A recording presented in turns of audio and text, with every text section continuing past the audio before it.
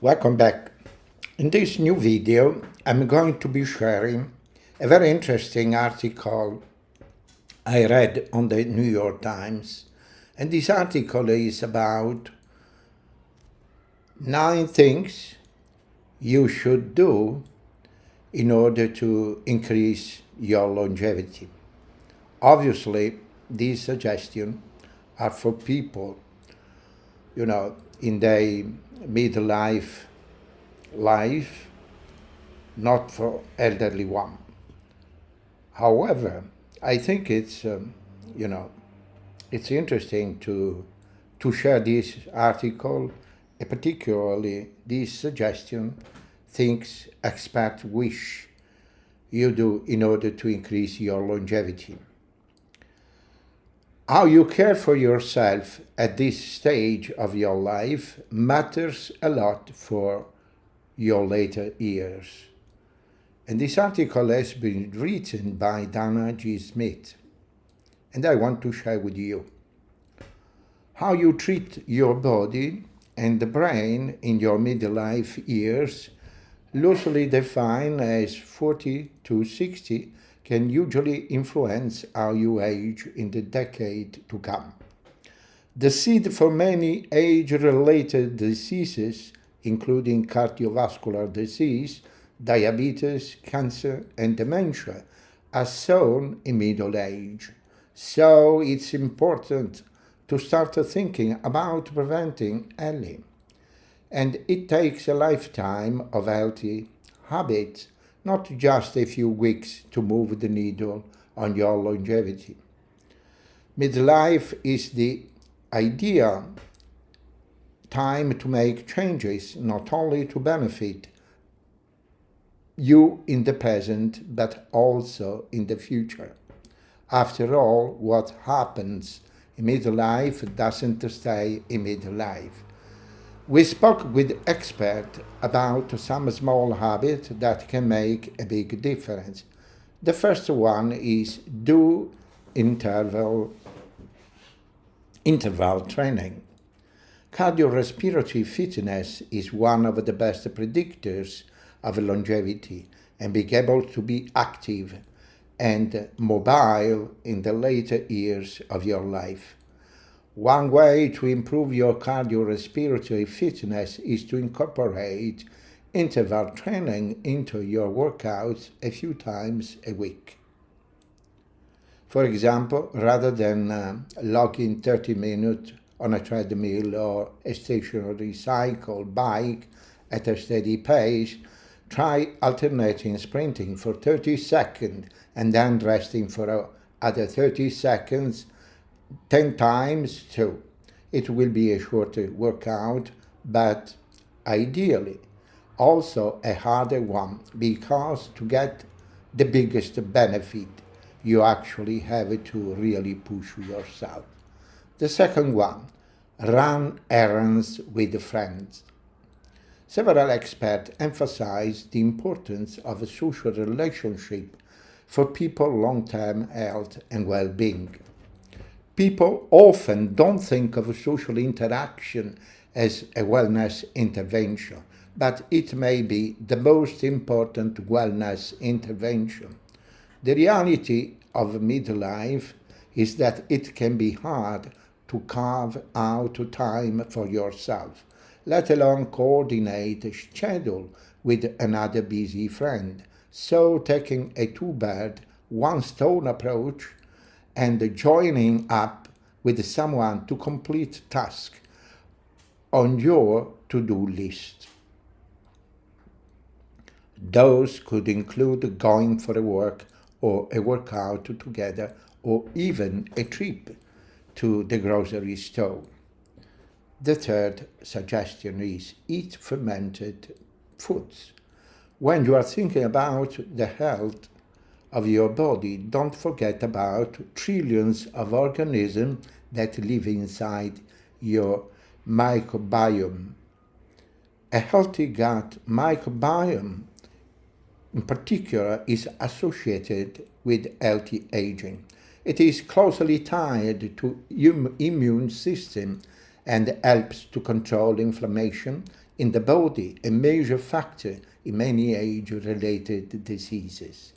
Research is preliminary, but experts are starting to think that one of the best ways to care for your microbiome is to feed it fermented food, which add more good microbe to the mix. You could start your day with a bowl of yogurt, incorporate kimchi, which is a spice and a sour Korean dish made of a vegetable that have been allowed to ferment. Kombucha, kefir, or sauerkraut into your diet. Lift weights. Why aerobic fitness is essential for healthy longevity, research is mounting that muscle strength may be just as important. Having strong muscle is associated with greater longevity and independence in old age, while losing too much muscle increases the risk of frailty. Along with its practical benefit, resistance training causes your muscle to release signaling molecules called myokine, some of which help to tamp down inflammation in the body. If you've spent time around a dumbbell rack, don't be afraid to challenge yourself with heavier weights. But if you are just starting out, anything that you do, that resistance training is going to make a difference. The goal is to get to a point where you are feeling like your muscles are under stress and starting to fatigue. Number 5, include a little protein in every meal. People begin losing muscle mass in their 30s, a process that accelerates in their 60s. Eating enough protein, especially in combination with resistance training, can help to offset that loss. This doesn't mean you need to start protein maxing.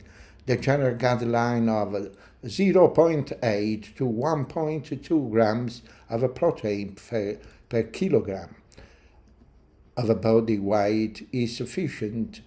That translates to 54 to 81 grams of protein per day for a 150-pound adult. To ensure that you are getting enough protein every day and that your body can process it optimally, you should include some protein in every meal. Number 6, take the stairs. Experts talk about the importance of incorporating regular movement into your day-to-day life, not just during dedicated gym sessions.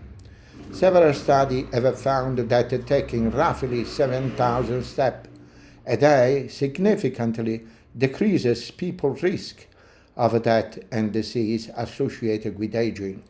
You can get it in that daily movement in all sorts of ways, by taking the stairs instead of the elevator, walking instead of driving somewhere, or if you do have to drive, parking far away from the entrance. Over time, those extra steps add up and can make a difference for your health.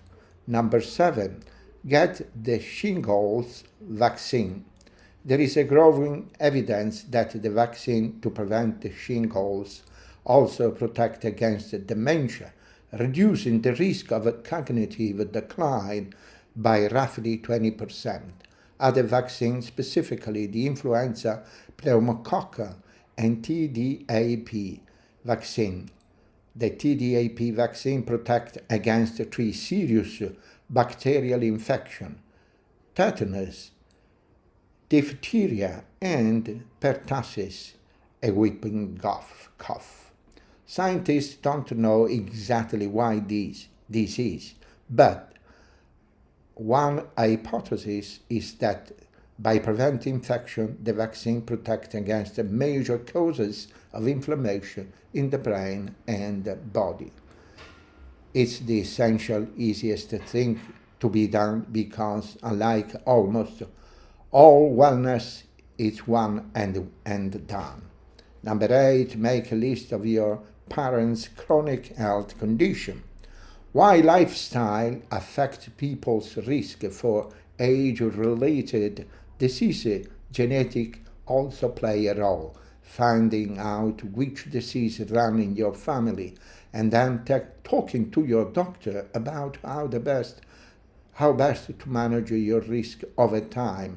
Ask which sign or symptoms you should watch out for and what you can do about them. And the last one is go to bed at the same time every night. Getting too little sleepy is associated with several health conditions, including obesity, diabetes, heart disease, and dementia. Perhaps unsurprisingly, it's also linked to a shorter lifespan. The advice to get 7 to 8 hours of sleep a night is easier to set than done. So rather than focusing on a number that expect recommended doing what you can to set yourself up for success.